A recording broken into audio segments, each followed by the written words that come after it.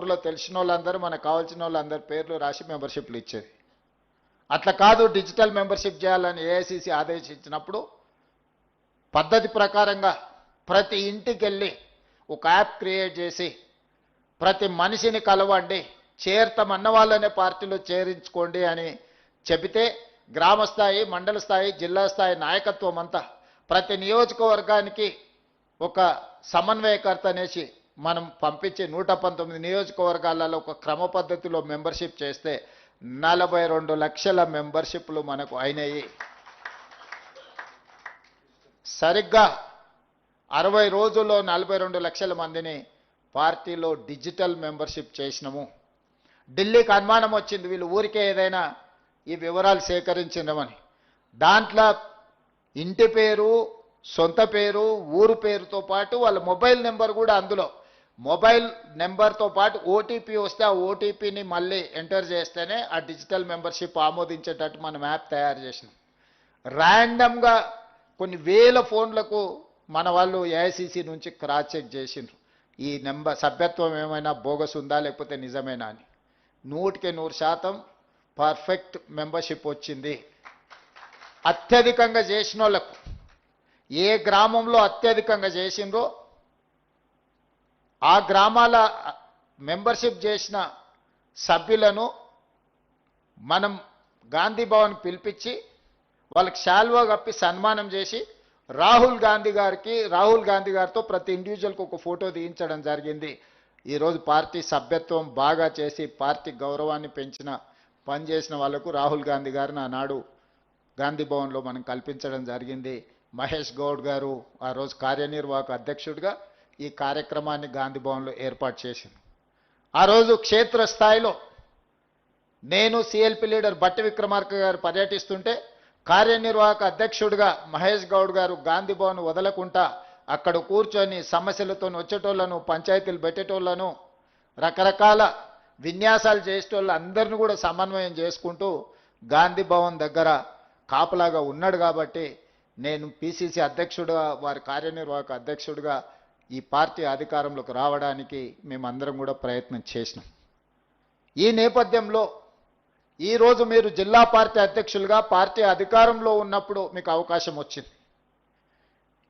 మేము అధ్యక్షులం అయిపోయినాం కాబట్టి ఇంకా మేము జీవితంలో కష్టపడాల్సిన అవసరం లేదు అని మీరు అనుకుంటే మీ అవకాశాన్ని మీరు జారవిడ్చుకున్న వాళ్ళే అవుతారు. ఇవాళ అక్కడ సత్యం ఎమ్మెల్యే అయినా, రాజ్ ఠాకూర్ ఎమ్మెల్యే అయినా, బీర్ల ఐలయ్య ఎమ్మెల్యే అయినా, వీళ్ళందరూ ఆనాడు జిల్లా పార్టీ అధ్యక్షులుగా పనిచేసింది కాబట్టి, రామ్మోహన్ రెడ్డి గారు ఎమ్మెల్యే అయినా, వీళ్ళందరూ కూడా జిల్లా పార్టీ అధ్యక్షులుగా బాగా పనిచేసింది కాబట్టి వాళ్ళందరికీ ఎమ్మెల్యే టికెట్లు వచ్చినాయి. ఊరికే రాలే వాళ్ళందరికీ ఎమ్మెల్యే టికెట్లు. చాలామంది ఈరోజు మీరు జిల్లా పార్టీ ఆనాడు ప్రతిపక్షంలో ఉన్నప్పుడు జిల్లా పార్టీ అధ్యక్షులుగా పనిచేసిన వాళ్ళని చూడండి. వీలైనంత మేరకు వాళ్ళకి శాసనసభ టికెట్లు ఇచ్చినాం. అక్కడ మిస్ అయిన వాళ్ళకు కార్పొరేషన్ చైర్మన్లు ఇచ్చినాం. అక్కడ మిస్ అయిన వాళ్ళకి ఇంకొక దగ్గర ఎక్కడనో ఒక అవకాశం ఇచ్చినాం. ఫ్రంటల్స్, నేను SC department, ST department, minority department, ఇట్లాంటి డిపార్ట్మెంట్ ఫ్రంటల్స్ చైర్పర్సన్స్గా తీసుకోండి అని నేను పిలిచి అడిగితే వాళ్ళు చాలా అవమానకరంగా మాట్లాడినారు. మా స్థాయి అంతగా పడిపోయింది అనుకుంటున్నారా? మేమేదో నీ అదృష్టం బాగుండి పీసీసీ అయినావు, మేమే పీసీసీ అధ్యక్షులం అయ్యేటోళ్ళం, ఫ్రంటల్స్ తీసుకోమంటారా అని. ఆ రోజు ముందుకొచ్చి తీసుకున్న వాళ్ళకి అవకాశం ఇచ్చినాం. ప్రభుత్వం వచ్చిన మరుక్షణం 37 మంది ఫ్రంటల్స్కు కార్పొరేషన్ చైర్మన్లు ఇచ్చినప్పుడు అప్పుడు అర్థమైంది ఫ్రంటల్స్కి బాధ్యత తీసుకోకపోవడం ఏమైందో. ఎన్ఎస్యుఐ అధ్యక్షుడికి ఎమ్మెల్సీ ఇచ్చినాం. Youth Congress general secretary national Rajya Sabha ఇచ్చినాం. యూత్ కాంగ్రెస్ స్టేట్ ప్రెసిడెంట్కు ఈరోజు శాప్ చైర్మన్ ఇచ్చినాం. ప్రతి ఒక్కరికి పార్టీ బాధ్యత తీసుకున్న వాళ్ళను ప్రభుత్వంలో భాగస్వాములను చేసినాం. ఈరోజు 67 మంది కార్పొరేషన్ చైర్మన్లు అయ్యిండ్రు అని అంటే పార్టీ బాధ్యత చేసిన వాళ్ళని ఎతికి మరీ వాళ్ళ కార్పొరేషన్ చైర్మన్లు, ఎమ్మెల్యే టికెట్లు, ఎంపీ టికెట్లు ఈరోజు ఇవ్వడం జరిగింది. మీకందరికీ కూడా నా సూచన ఒక్కటే, మీ ప్రతి చర్య మేము గమనిస్తూనే ఉంటాం. ప్రతిరోజు మార్కులు వేయదు పార్టీ. మనం ఎంత బాగా చదువుకున్నా సంవత్సరానికి ఒకటేసారి పరీక్షలు పెడతారు. ఆ పరీక్షలలో మన రిజల్ట్ తెలుస్తుంది. మీకు కూడా మీరు ఏమనుకుంటున్నారంటే మేము ఏం చేసినా ఎవరు చూస్తలేరు, ఎన్నికల ముందల ఎవరో నాయకుడిని పట్టుకుంటే ఆ కోటాలనో ఈ కోటాలనో వస్తుందని. ఇక ఏ కోటాల్లో మెరిట్ కోటా ఒక్కటే ఉంది కాంగ్రెస్ పార్టీలో. మీరు ఆ మెరిట్ కోటాల పాస్ అయితేనే మీకు ఏదైనా అవకాశం వస్తుంది.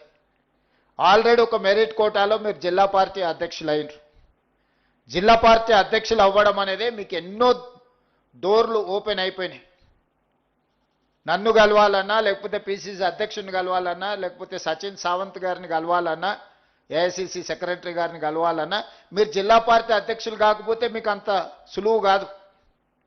ఈరోజు మీరు జిల్లా పార్టీ అధ్యక్షులు అయినారు కాబట్టి ఒక 50 మందిని రూమ్లో కూర్చోబెడితే జాతీయ స్థాయి నాయకులందరితో ఈరోజు మీరు ప్రత్యక్షంగా కొన్ని గంటల సమయము వాళ్ళతో కలిసి మాట్లాడడానికి, కార్యక్రమంలో పాల్గొనడానికి అవకాశం వచ్చింది. జిల్లా పార్టీ అధ్యక్షుడు అనే పదవి చాలా డోర్లు కాంగ్రెస్ పార్టీలో ఓపెన్ అయిపోతాయి. రేపు పొద్దుగాల ఇదే రూమ్లో రాహుల్ గాంధీ గారు వచ్చి కూర్చుంటారు. రేపు పొద్దుగాల ఇదే రూమ్లో మల్లికార్జున్ ఖర్గే గారు వచ్చి కూర్చుంటారు. రేపు పొద్దుగాల ఇదే రూమ్లో శ్రీమతి ప్రియాంక గాంధీ గారు వచ్చి మీతో మాట్లాడతారు. కాంగ్రెస్ పార్టీ అధ్యక్షుడు అవుతే జాతీయ నాయకత్వం మొత్తాన్ని మీరు ప్రత్యక్షంగా కలిసి వాళ్ళతో మాట్లాడడానికి, మీ అనుభవాలను లేకపోతే మీ ఆలోచనలు పంచుకోవడానికి ఇది ఒక అవకాశం.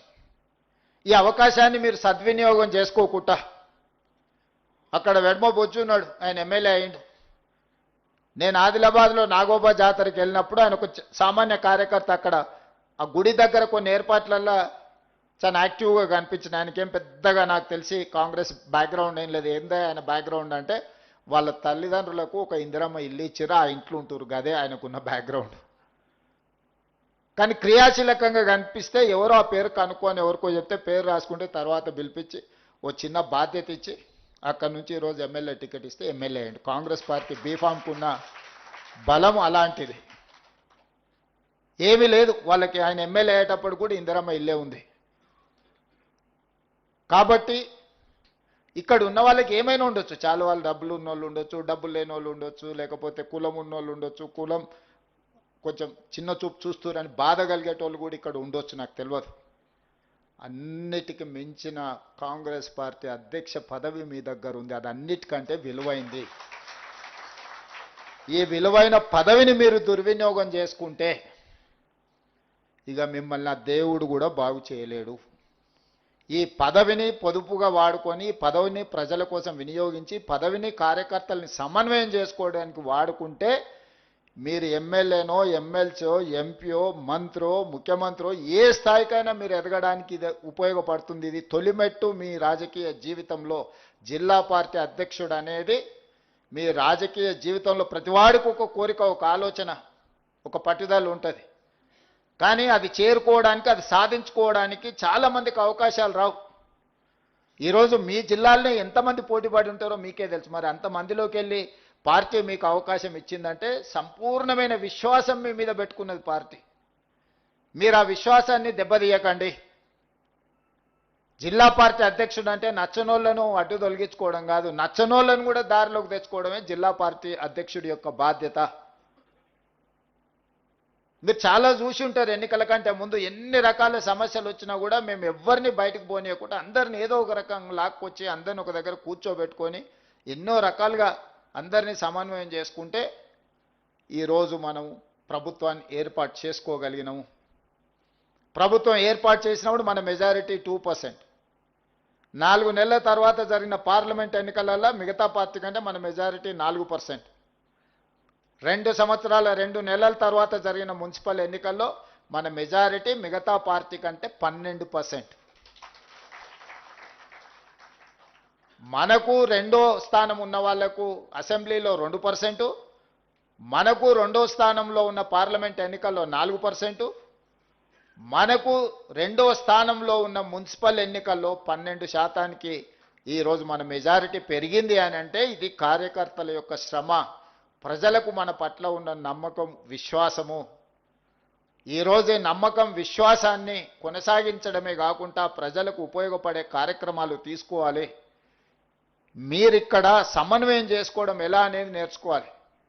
పార్టీ విధానం ఏందనేది తెలుసుకోవాలి. కాంగ్రెస్ పార్టీకి గతమే కాదు భవిష్యత్తు కూడా ఉన్నది. భవిష్యత్తు దేశానికి సంబంధించిన భవిష్యత్తు. ఈ దేశంలో కాంగ్రెస్ని, ఈ దేశాన్ని విడదీసి చూడలేము. ఈ దేశం యొక్క ఆత్మనే కాంగ్రెస్ పార్టీ. ఈ దేశం యొక్క ఆత్మను దెబ్బతీయాలని ఈరోజు భారతీయ జనతా పార్టీ లాంటి పార్టీలు కుట్ర చేస్తున్నాయి. అది అంత ఆషామాషి విషయం కాదు.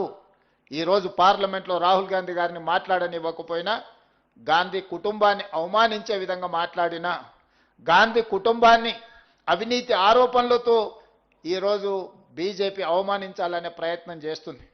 ఉండడానికి సొంత ఇల్లు లేని, దేశం కోసం 3 తరాలు ప్రాణాలు ఇచ్చిన గాంధీ కుటుంబానికి డబ్బులు ఒక లెక్కనా? కాంగ్రెస్ పార్టీ కార్యకర్తలు నిజంగానే వాళ్ళకి డబ్బులు కావాలనుకుంటే ఈ కాంగ్రెస్ పార్టీ